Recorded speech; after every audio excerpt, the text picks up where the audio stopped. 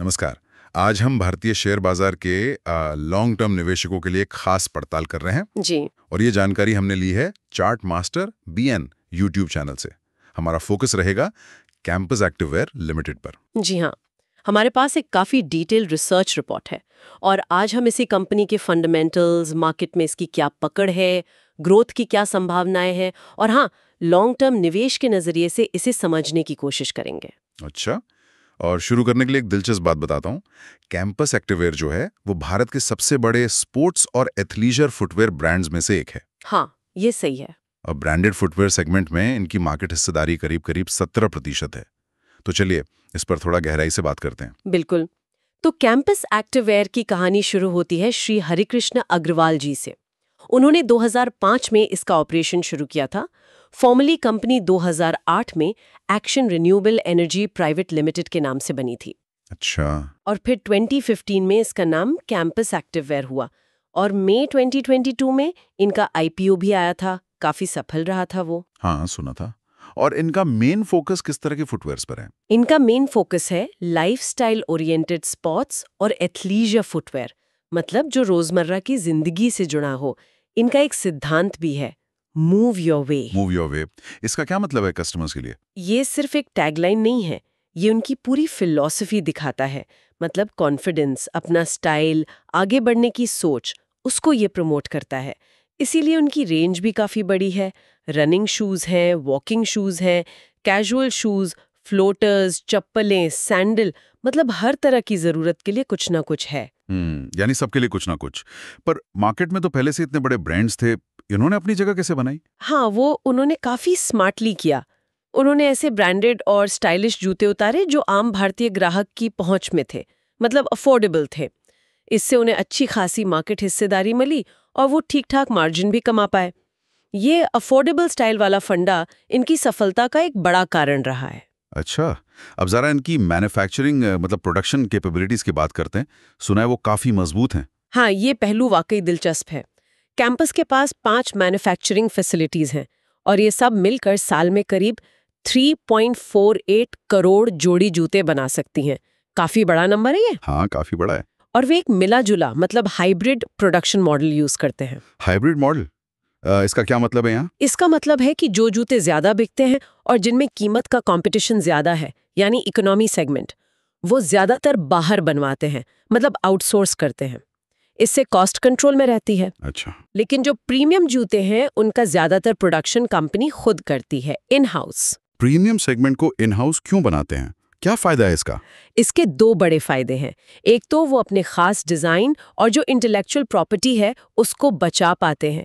दूसरा, जूतों की क्वालिटी पर उनका पूरा कंट्रोल रहता है। और इसके अलावा उनकी एक बैकवर्ड इंटीग्रेशन स्ट्रैटेजी भी है जो कमाल की है। बैकवर्ड इंटीग्रेशन, ये क्या होता है? थोड़ा समझाएंगी? हाँ, आसान शब्दों में कहूँ तो जूते बनाने के लिए जो जरूरी चीजें हैं, जैसे सोल यानी जूते का नीचे का हिस्सा और अपर यानी ऊपर का हिस्सा, वो ये काफी हद तक खुद ही बना लेते हैं।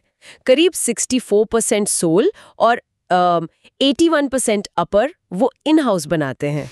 अच्छा, तो इसका सीधा फायदा क्या है? सीधा फायदा है, क्वालिटी कंट्रोल बेहतर होता है, कॉस्ट मैनेजमेंट अच्छा होता है और बाहर के सप्लायर्स पर डिपेंडेंसी कम हो जाती है। ये सिर्फ कॉस्ट बचाने का तरीका नहीं है, बल्कि तेजी से बदलते फैशन ट्रेंड्स के बीच डिजाइन पर कंट्रोल और क्वालिटी बनाए रखने का उनका एक सीक्रेट वेपन जैसा है। ये उन्हें बड़े प्लेयर से अलग करता है। यानी अपनी पूरी सप्लाई चेन पर इनका बहुत मजबूत कंट्रोल है। बिल्कुल। और वो यहीं रुक नहीं रहे। सितंबर 2025 में उन्होंने एक बड़ी एक्सपेंशन योजना का भी ऐलान किया है। वो करीब 230 करोड़ रुपीस इन्वेस्ट कर रहे हैं, जिससे फिस्कल ईयर 2027-28 तक 72 लाख जोड़ी जूते बनाने की एक्स्ट्रा कैपेसिटी तैयार हो जाएगी। तो ये दिखाता है कि वो आगे ग्रोथ को लेकर काफी सीरियस हैं। जी हाँ, बिल्कुल। प्रोडक्शन तो मजबूत लगता है, पर क्या ये नंबर्स में भी दिख रहा है? मतलब पिछले कुछ सालों में कंपनी की कमाई कैसी रही है? कमाई के आंकड़े भी काफी इम्प्रेसिव रहे हैं। देखिए, फिस्कल ईयर 2018 में कंपनी का रेवेन्यू यानी कुल बिक्री 410 करोड़ थी, जो फिस्कल ईयर 2025 तक बढ़कर 1593 करोड़ हो गई। अरे वाह। हाँ, ये 7 सालों में लगभग 20% की CAGR है, मतलब चक्रवृद्धि वार्षिक वृद्धि दर। 20% CAGR 7 साल तक, ये तो काफी अच्छा माना जाता है। जी हाँ, बहुत अच्छा है। और मुनाफे का क्या हाल है? ऑपरेटिंग मार्जिन वगैरह? ऑपरेटिंग मार्जिन मतलब कामकाज से होने वाला मुनाफा, वो 11% से 20% के बीच ऊपर नीचे होता रहा है, लेकिन फिलहाल ये करीब 15% पर स्टेबल लग रहा है। ठीक है।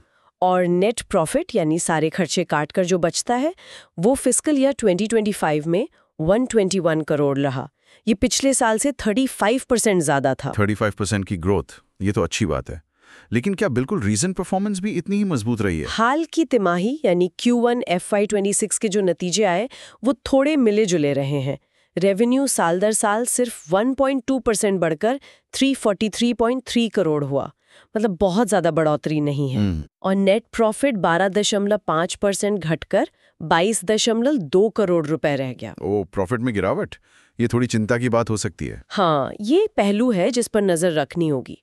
लेकिन कुछ पॉजिटिव बातें भी हैं। ग्रॉस मार्जिन, मतलब माल बेचने की कॉस्ट हटाने के बाद का मुनाफा, वो 210 बेसिस पॉइंट यानी 2.1% बढ़कर 55.4% हो गया। अच्छा। ये दिखाता है कि कंपनी या तो बेहतर मार्जिन वाले प्रोडक्ट बेच रही है या शायद प्रोडक्शन कॉस्ट कम कर रही है। साथ ही एवरेज सेलिंग प्राइस यानी हर जोड़ी जूते की औसत कीमत, वो 14.5% बढ़कर 671 रुपए हो गई हैं। हाँ, ASP बड़ा है, लेकिन आपने कहा कि बिक्री की संख्या मतलब वॉल्यूम गिरी है। हाँ, सही पकड़ा आपने। तो क्या ASP का बढ़ना वॉल्यूम की गिरावट की भरपाई कर पा रहा है? कहीं ऐसा तो नहीं है कि महंगे जूते कम लोग खरीद रहे हैं? ये एक बहुत वैलिड सवाल है। बिक्री की मात्रा, हाँ, वो 11% घटकर 51 लाख जोड़ी रह गई। ये निश्चित रूप से एक चुनौती है। ASP में बढ़ोतरी ये तो दिखाती है कि कंपनी ऊंची कीमत ले पा रही है, शायद प्रीमियम प्रोडक्ट्स की वजह से। लेकिन लंबे समय में वॉल्यूम ग्रोथ भी जरूरी है। निवेशकों को अगली तिमाहियों में देखना होगा कि क्या कंपनी वॉल्यूम और वैल्यू दोनों में बैलेंस बना पाती है या नहीं। ठीक है। अब जरा इस माहौल में कंपटीशन की बात करते हैं। भारतीय फुटवियर मार्केट में तो बड़े-बड़े खिलाड़ी हैं। बिल्कुल, यहाँ कंपटीशन बहुत टफ है। Bata India, Relaxo footwear, metro brands, red tape जैसे जाने माने नाम हैं। लेकिन इस भीड़ में भी कैंपस ने अपनी खास जगह बनाई है, खासकर स्पोर्ट्स और एथलीजर सेगमेंट पर फोकस करके। मार्केट शेयर के हिसाब से वो कहाँ खड़े हैं? मार्केट कैप यानी कंपनी की कुल बाजार कीमत के हिसाब से देखें तो वो करीब 8,278 करोड़ के साथ चौथे नंबर पर है। लेकिन स्पोर्ट्स और एथलीजर सेगमेंट में उनकी मार्केट हिस्सेदारी लगभग 17% है। 17%? हाँ, जो उन्हें बाटा करीब 15% और रिलैक्सो करीब 12% से भी आगे रखती है इस सेगमेंट में। ऐसी क्या खास बातें हैं जो उन्हें दूसरों से अलग करती हैं और ये बढ़त दिलाती हैं? कई चीजें हैं, जैसे हमने बात की, उनका इंटीग्रेटेड मैन्युफैक्चरिंग मॉडल उन्हें कॉस्ट और क्वालिटी कंट्रोल में मदद करता है। उनका फोकस युवा पीढ़ी पर है, जिनके लिए वो ट्रेंडी और अफोर्डेबल प्रोडक्ट लाते हैं। उनका डिस्ट्रीब्यूशन नेटवर्क बहुत बड़ा है। 650 से ज्यादा शहरों और 28 राज्यों में 26,000 से ज्यादा रिटेल दुकानों तक उनकी पहुंच है। और उनका ओमनी चैनल अप्रोच भी है। ओमनी चैनल अप्रोच यानी वो कस्टमर तक पहुंचने के लिए कई रास्ते इस्तेमाल करते हैं।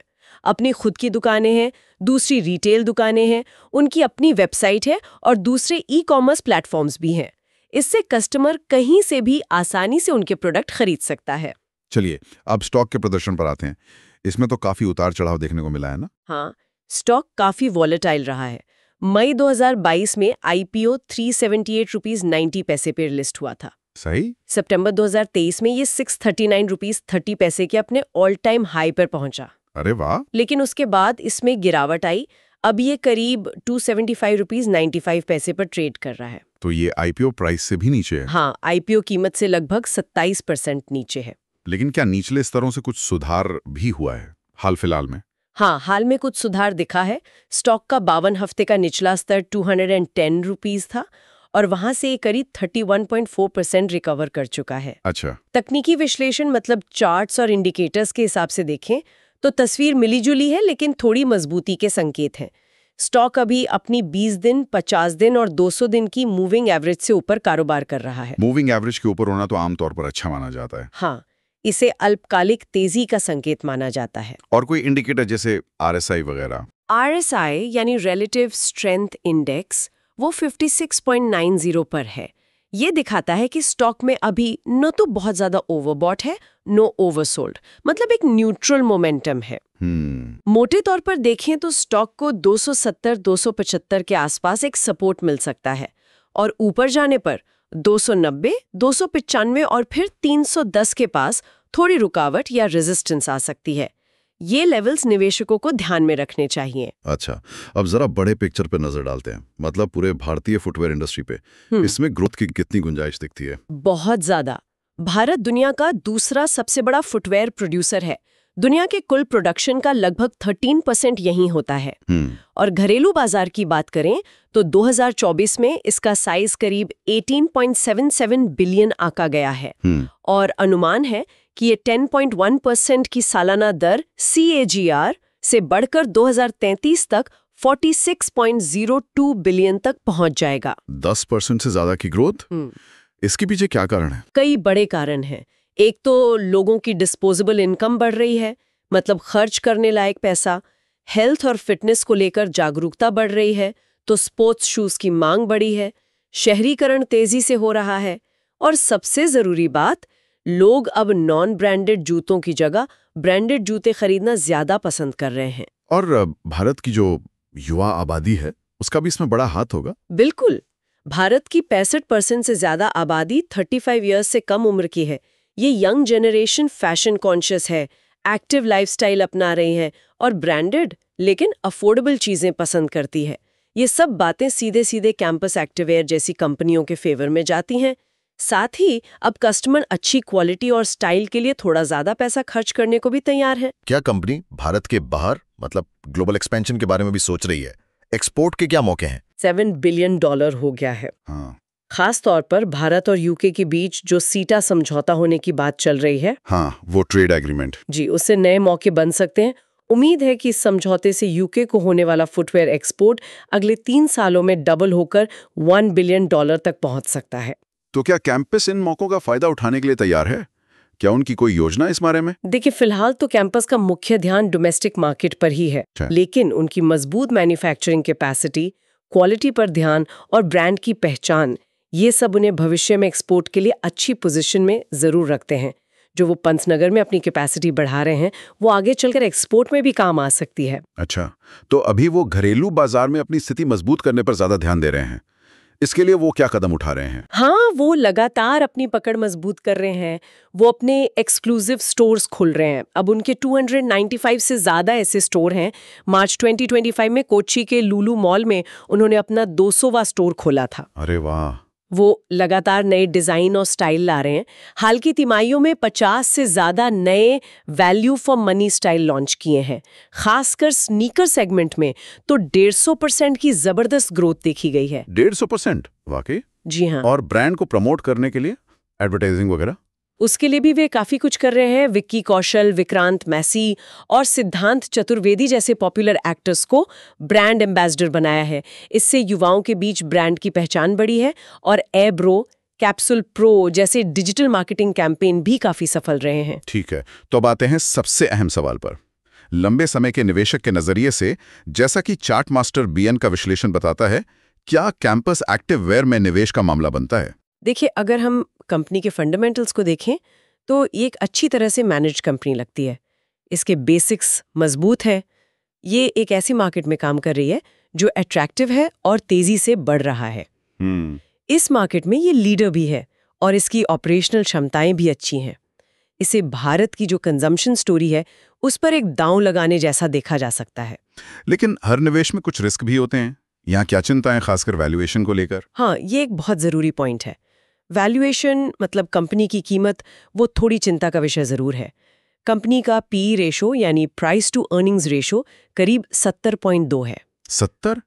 ये तो काफी ज्यादा है। हाँ, काफी ज्यादा माना जाता है। हालांकि इस सेक्टर की दूसरी कंपनियों का PE भी ऊंचा है, पर यह प्रीमियम वैल्यूएशन है। IPO के बाद स्टॉक में जो 27% की गिरावट आई, वो शायद बाजार की इसी चिंता को दिखाती है कि कहीं स्टॉक जरूरत से ज्यादा महंगा तो नहीं हो गया था। मौजूदा कीमतों पर मार्जिन ऑफ सेफ्टी मतलब गलती की गुंजाइश थोड़ी कम लगती है और स्टॉक में नियर टर्म में उतार चढ़ाव बना रह सकता है। तो चार्ट मास्टर बीएन लंबे समय के निवेशकों को क्या सुझाव दे रहे हैं, क्या करना चाहिए? चार्ट मास्टर बीएन का सुझाव है कि जो निवेशक लंबा नजरिया रखते हैं और पेशेंस रख सकते हैं, वो एक फेज्ड मैनर में एक्यूमुलेशन की स्ट्रेटजी अपना सकते हैं। फेज्ड मैनर मतलब किस्तों में? हाँ, मतलब एक साथ सारा पैसा न लगाकर अलग अलग लेवल्स पर खरीदें। उनका सुझाव है कि 275-280 के मौजूदा स्तरों पर कुछ इनिशियल पोजीशन बनाई जा सकती है। अगर आगे स्टॉक में और कमजोरी आती है और ये 250 से नीचे जाता है तो और खरीदने पर विचार किया जा सकता है। और टारगेट प्राइस क्या रख सकते हैं? अगले 12 से 18 महीनों में वो 320 से 350 का लक्ष्य मूल्य उचित मानते हैं।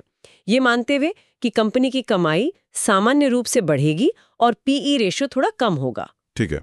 और निवेशकों को किन चीजों पर खास नजर रखनी चाहिए आगे? निवेशकों को हर तिमाही आने वाले नतीजों पर ध्यान देना चाहिए, खासकर सेल्स वॉल्यूम, कितने जूते बिके, मार्जिन का ट्रेंड, मुनाफा बढ़ रहा है या घट रहा है, कैपेसिटी यूटिलाइजेशन रेट, फैक्ट्रियां कितनी क्षमता पर चल रही हैं और नए स्टोर खोलने की प्रोग्रेस पर।